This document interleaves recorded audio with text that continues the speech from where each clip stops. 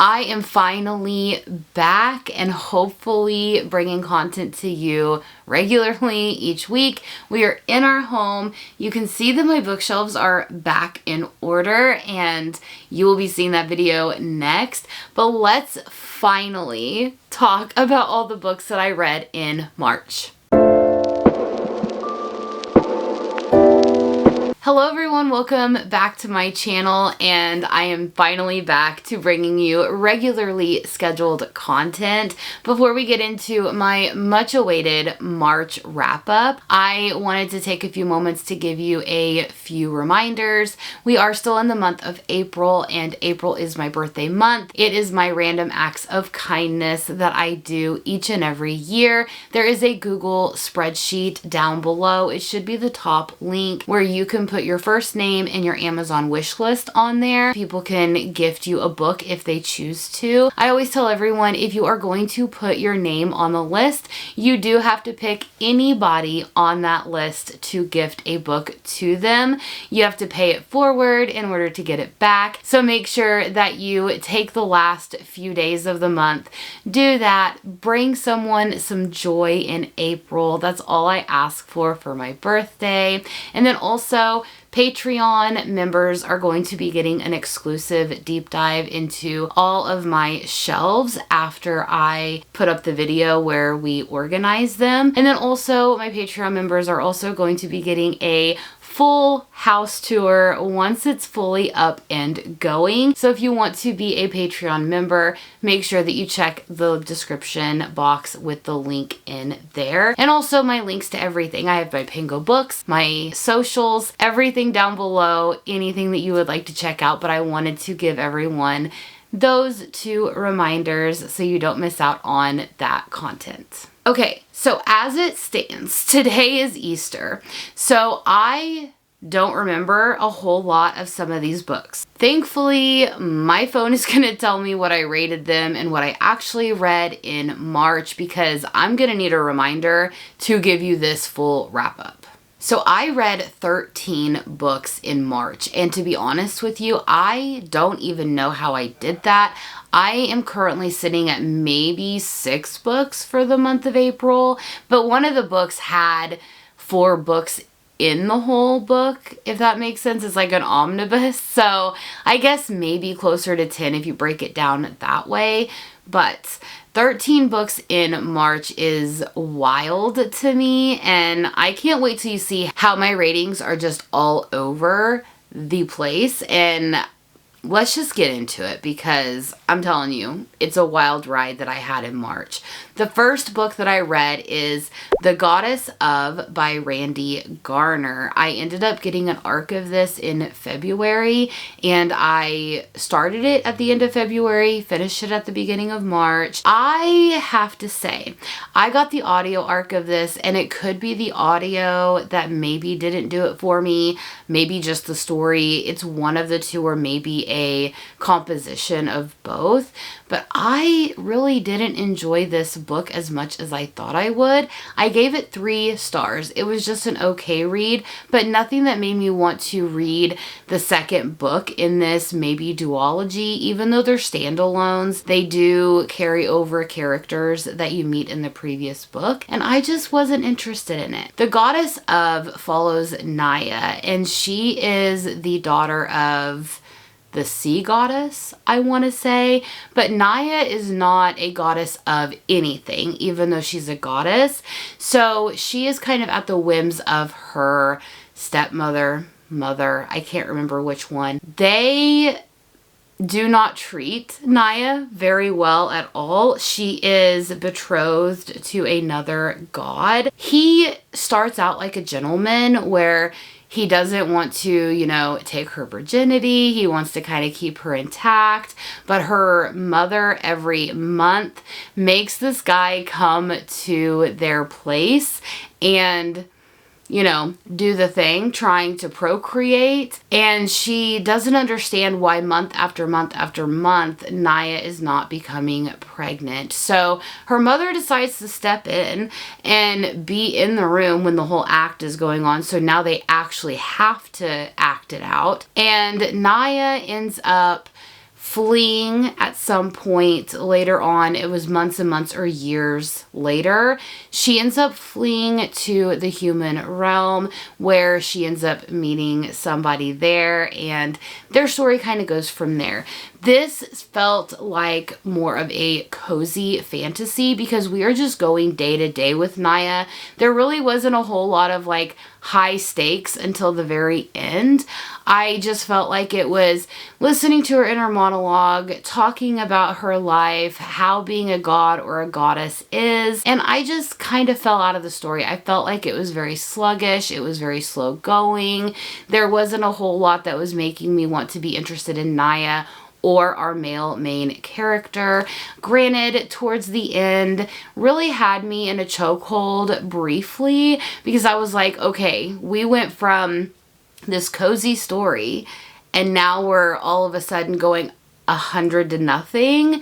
I was just a little jarred by it, but also wanted to know what was going to happen.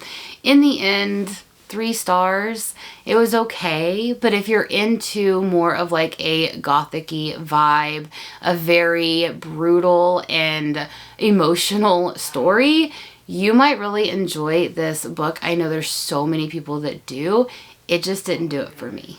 The next book that I finished up, even though I had received an arc of this at the end of December, was The Bond That Burns by Briar Bolin, which is book 2 in the Bloodwing Academy series. I love Briar Bolin on this channel. If you have watched my videos previously, you know that her Queen of Roses series I found on NetGalley around this time last year, and I flew through all 4 books. It was a completed quartet. I loved it. It was kind of a Fae, King Arthur, somewhat reimagining. It was so good. But this series is kind of a spin-off. You don't necessarily have to read the Queen of Roses series, but if you don't, I feel like you're missing out on a lot of dialect and crucial background information that you are definitely gonna want to have. But you are following Medra, and Medra somehow ends up in this vampire world. She has no recollection of how she got there. She thought that she had died. So many things happened, and now she's at the mercy of these vampires. In this world, you have kind of these bonded vampires together where you have one vampire who is the most powerful. He is, or she is, the one that heads this like circle, and then you have 2 other people that make this kind of throuple, if you will. It can be all 3 males, all 3 females. It can be male, male, female. It can be male, female, female. It can be a slew of things. But in this world, she is kind of like at the mercy of these vampires. So she ends up getting bonded to one of the most powerful vampires in one of the houses. So it kind of gives you like Harry Potter vibes in the fact that there are these different houses and they all kind of live in a different wing of this academy. That's about as far as you're gonna go with like Harry Potter vibes, other than our male main character definitely gives Draco Malfoy vibes, like to a T. Love it. But definitely check trigger warnings before you jump into this series because there is a lot that goes on. There is bullying. There is some sexual explicit content. Make sure that you definitely check it and you are okay with the book's warnings before you go in. But I love it because Medra is learning as she goes about this vampire world. So we're learning with her. We're learning about how a lot of things aren't as they seem. This is book 2, so of course we've already set up the story. We've set up the plot. We've set up so many things, and now it's just going at 100 miles an hour. I am desperate for the 3rd book that is coming in June. I cannot wait until Briar sends me that arc because I want to devour it so quickly. So if you definitely like Draco Malfoy or the Dramini fanfic, if you like the world of vampires but a very unique vampire system, definitely go check out the Bloodwing Academy series by Briar Bolin. I gave this book 4 stars. It was absolutely amazing. I need so much more from this author. The next book I read in March was Our Infinite Fates by Laura Steven, which I had an arc of this, so I was trying to read it before the book came out. I was so disappointed in this book. I'm going to go ahead and tell you I gave it 2 stars. I was so bored through most of this book. And all this book is, the only thing you need to know is you have our female main character and our male main character. And throughout centuries, millennia, they are reborn, get to the age of 18, one of them kills the other, and they just keep repeating this cycle. And our girl doesn't fully understand or remember why they're doing this, what is happening. So now she's wanting to break the cycle. So you are in a then and now time frame where she's about to have to go through this cycle again, and then you jump back in time to a certain period and you learn more of the backstory as she is remembering it. By the time we got to the end, when the big twist, the big reveal happened, I was so fully disconnected from these characters that I wasn't as shocked as most people would have been. So if you kind of like that story where it's like an amnesia trope, you are learning with your character and it's kind of a then and now situation, fated mates, the whole reincarnation bit, you might really like Our Infinite Fates. I was not a fan. I did not care at all by the end of the book. I was almost skimming it at that point. So unfortunately, 2 stars to Our Infinite Fates. I don't know if I started going through a book slump at this point in March, or if I was just not picking up the books that were really striking my mood. I don't know what happened, but I ended up reading The Wrath and the Dawn by Renee Ahdieh. I ended up giving this book 2 stars as well. I didn't care. I know that this is like a 1001 Nights retelling. Basically, our girl, she is in this kingdom where the king takes a bride, and every time he takes a bride, by dawn the next day, the bride is killed. And nobody really knows why. No one understands what is going on, but everyone knows that if you are chosen by the king to be his bride, then that's basically a death sentence. Our girl is wanting to get revenge for her sister. She was one of his brides in a few years prior to the starting of this story. So she propels herself in his way, gets chosen to be his bride, goes through the wedding night, and then before she is going to go to sleep, she decides that she's going to tell him a story. But she doesn't tell him the full story. She leaves him on a cliffhanger, which grants her another day of living.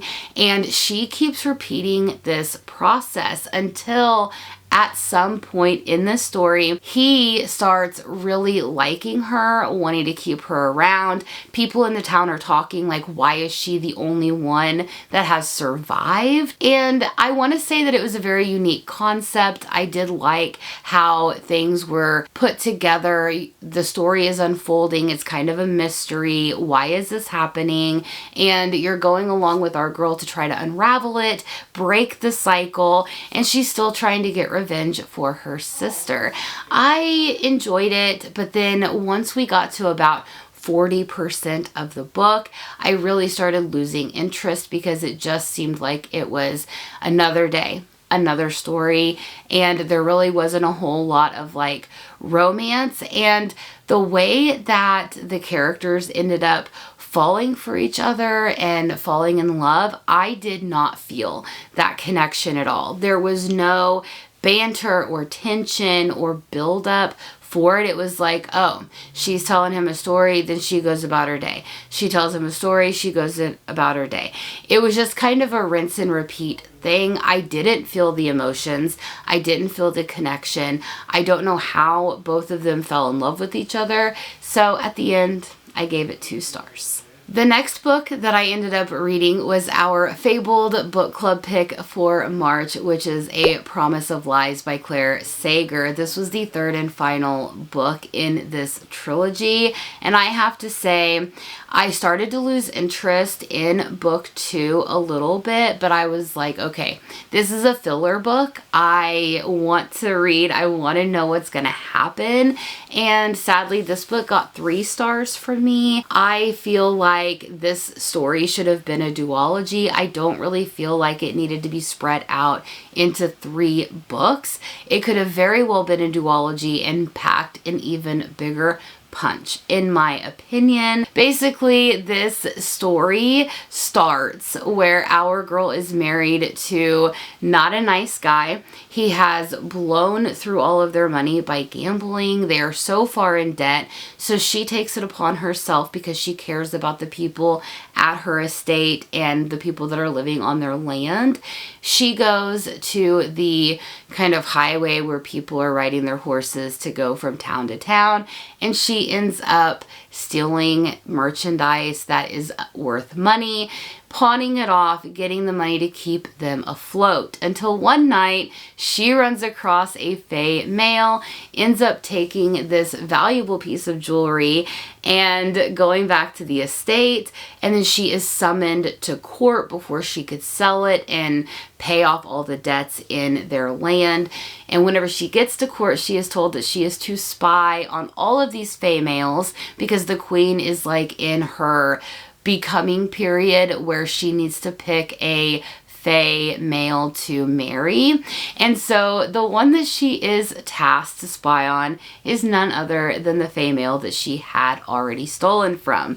The story goes from there. The banter was absolutely impeccable in the first book. I really loved how the story kind of unfolded in the second book, where we learn more about her, we learn more about him and the Fae world, because we're in the human world in the first book. But then by book 3, I feel like Claire Sager just was throwing so much into the story to keep it alive and make it a 400- or 500-page book when it wasn't necessary. There was so much downtime, so much time where it was just conversations. There really wasn't a whole lot of high stakes where you would think book 3 would be.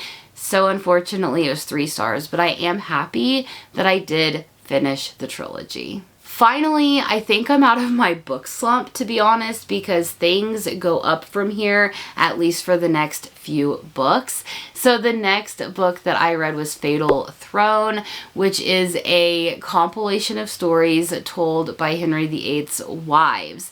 Now, this is based on historical fact, but also a lot of fiction and fantastical elements kind of brewed in there. And basically there are 6 different authors that wrote a book each about one of the wives of Henry VIII. I gave this book 4 stars. I loved it.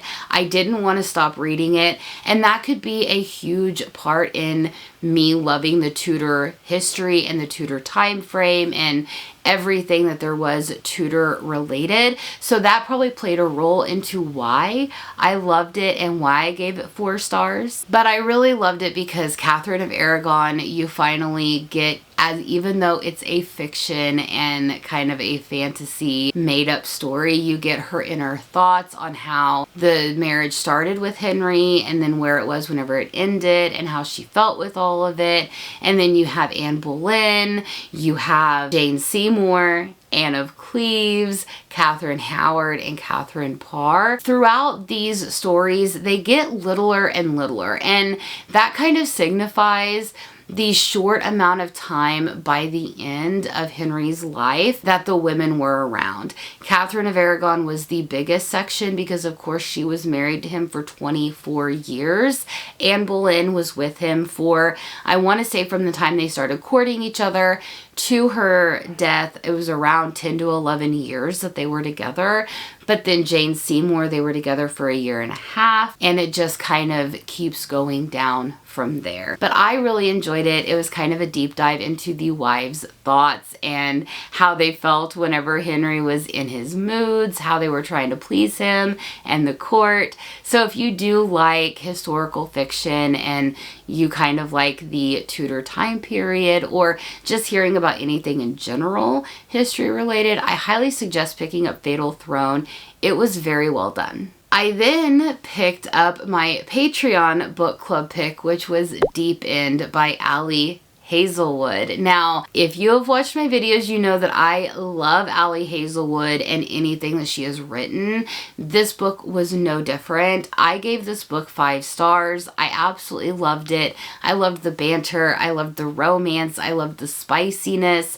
I loved everything about it. This book has gotten mixed reviews. There are people that love it, people that don't really like it and feel like it's not one of Ali Hazelwood's best works. And I can see where people are getting that because this book is a lot spicier. It dives into a lot of exploration and kind of learning your sexual preferences and trying different things. So absolutely, it is entirely different than what she's ever written, but I ate it up. I feel like she can write a book about anything, and I think I would end up loving it.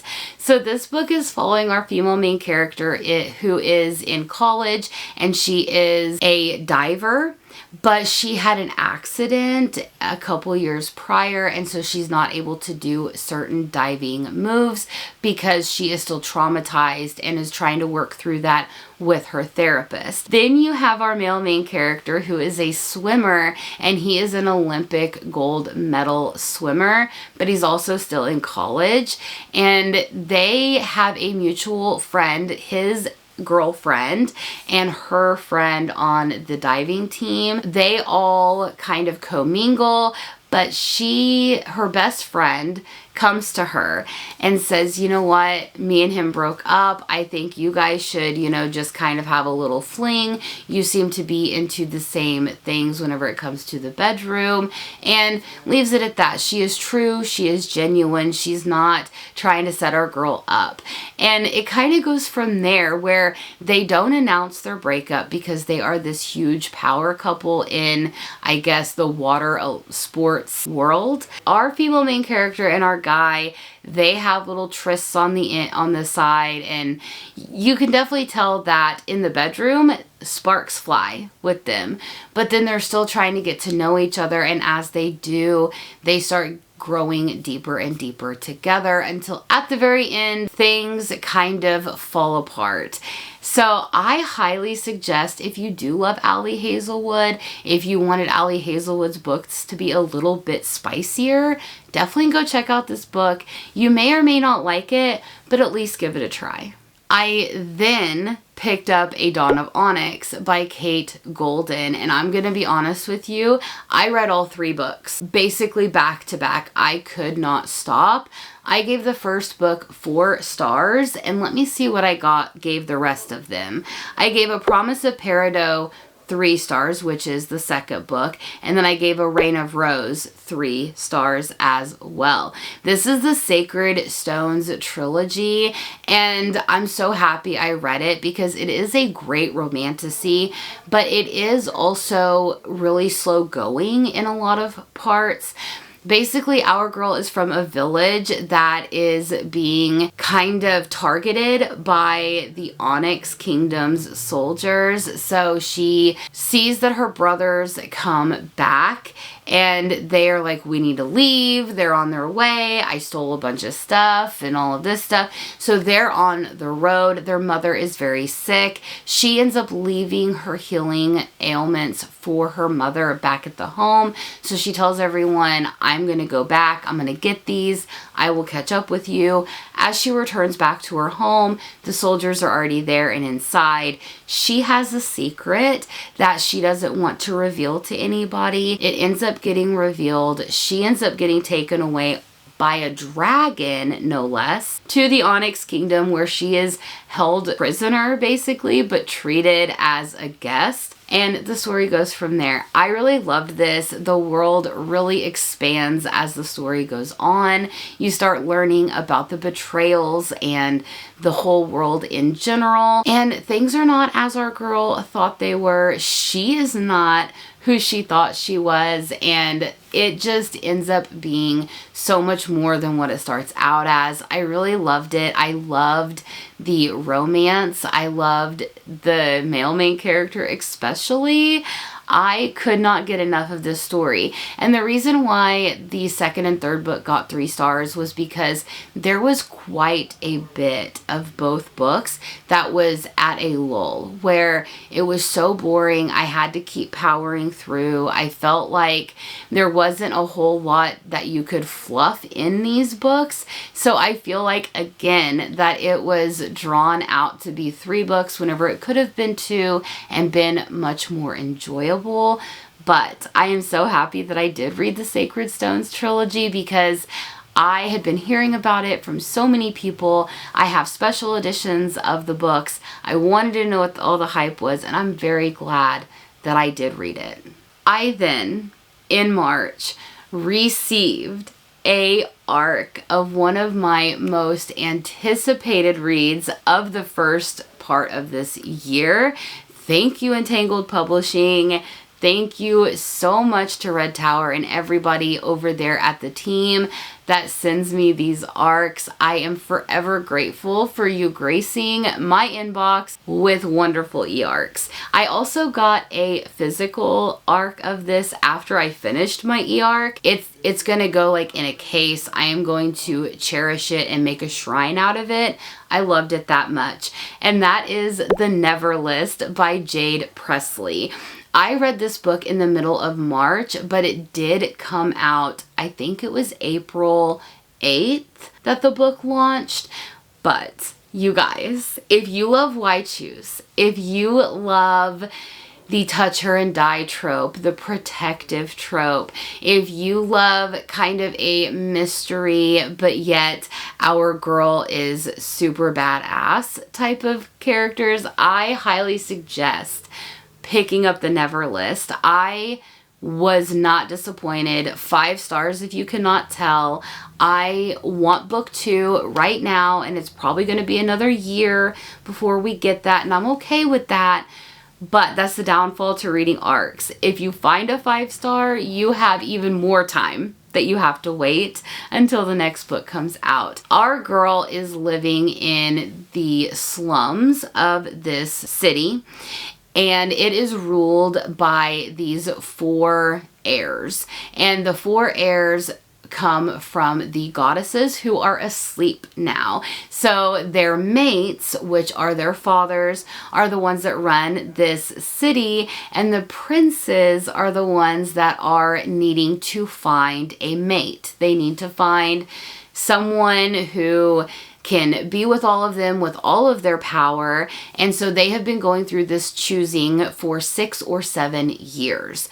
In comes our girl who is from the slums, would never get an invite to this choosing party, and it's because she comes from a family that is on the Never List, which are these fae type people who tried to overthrow and create a rebellion. So the whole families that are on the Never List are put into these slums, never again to be seen unless they are needed to do something for the kings. Our girl has some friends in these other quarters that are a little bit better off than she is.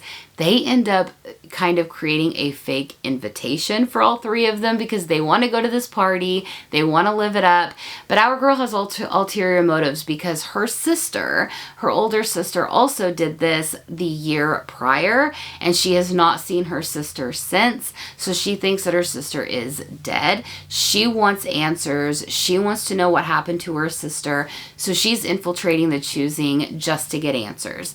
When they go, they all are kind of staying in the shadows, not really wanting to be seen by the princes. She kind of gallivants off into this palace, kind of gets found out by somebody, is dragged back to the party, and then ends up being the one that is chosen by all 4 princes. So now she has to live for 1 month with each of the princes, and if they choose her as their mate, and if she in returns chooses them, they'll live happily ever after.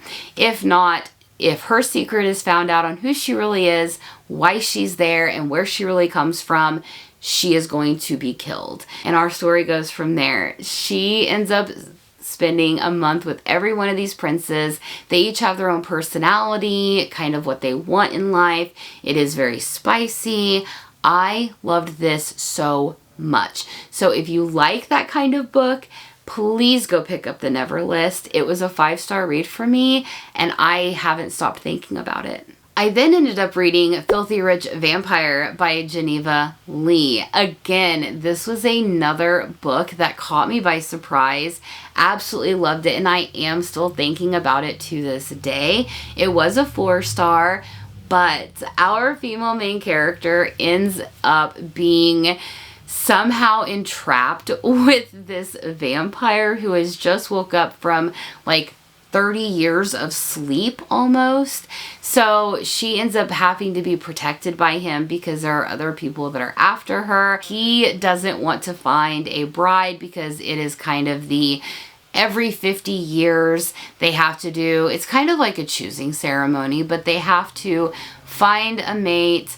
They have to procreate, all these things. Well, his time is up because now he is the heir to this most powerful family. So he doesn't want to marry. He doesn't want to find a bride. So he ends up saying, in order for me to protect you, I want you to act like we are engaged and we are to be married. The story goes from there. The banter is great. I absolutely loved learning about this world as we went. I really loved learning about how they do this season of love type of thing. It's a year-long concept. I also loved the fact that she is a human thrusted into this vampire and witch world. It's so good. I cannot wait to read the next book in this. If you love vampires, if you love arranged marriage, if you love the touch her and die trope, definitely pick up Filthy Rich Vampire by Geneva Lee.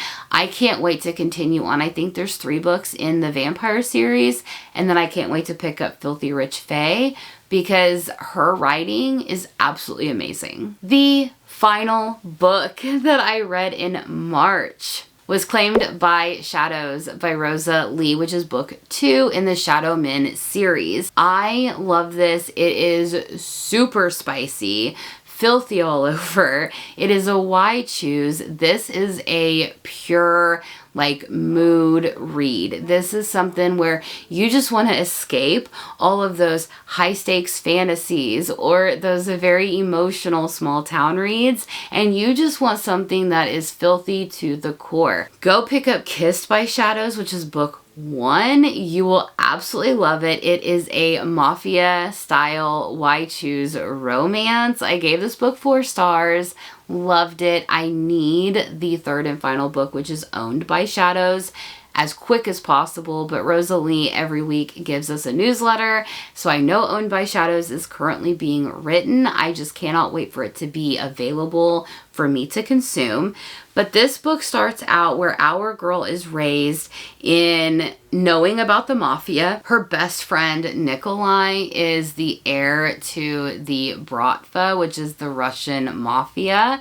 So she knows all about this, but her father is so far indebted with the Russian mafia that whenever she shows up one day to her home, there is Nikolai's father, who is the one that runs the Bratva, basically is told like, hey, your father sold you to us and sold your virginity, so we're taking it.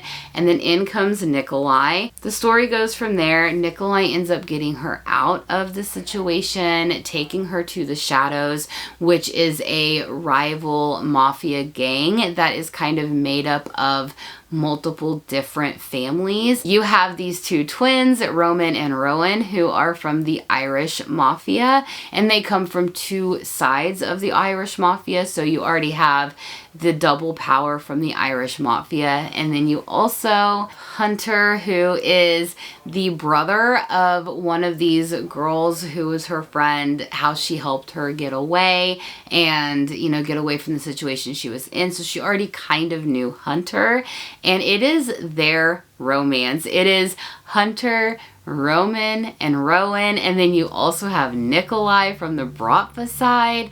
It is a great why choose. I absolutely love it. The banter, the romance is sizzling off the page. So if you do like a very smutty and spicy mafia story, Kiss by Shadows series is definitely going to be the one for you. It's just pure indulgence for me at this point. All right, everyone, those are all 13 books that I read in March. I still cannot believe that I read that much on top of packing, closing on the house, and everything else that March threw at us, because I have not read nearly that much in April. But I am happy that I got a lot of good reads in, even though the month did not start out as well as I was hoping. The ending of March really just took off, and I'm so happy that I ended on a high. Let me know what your favorite read was in March, if you can remember, considering this video is a couple weeks late. And if you don't want to leave me a comment below, but you want to let me know that you were here, leave me a book emoji, the stack of books, so I know at least you made it to the end of this video. Also, let me know, are you participating in the Random Acts of Kindness for April? Are you a Patreon member and ready for that exclusive content that will definitely be coming in May? Let me know all of your thoughts below. And again, thank you so much for your patience whenever it comes to me moving and not producing as many videos as I have. I will be doing a March unboxing video, but I'm going to be putting all those books in with April's because I kind of don't really remember everything that I got, and they're all stacked up right here. So I'm going to do my best. But I hope you all have a wonderful day, and thank you for joining me back on my channel. I can't wait to see you in the next one. Bye!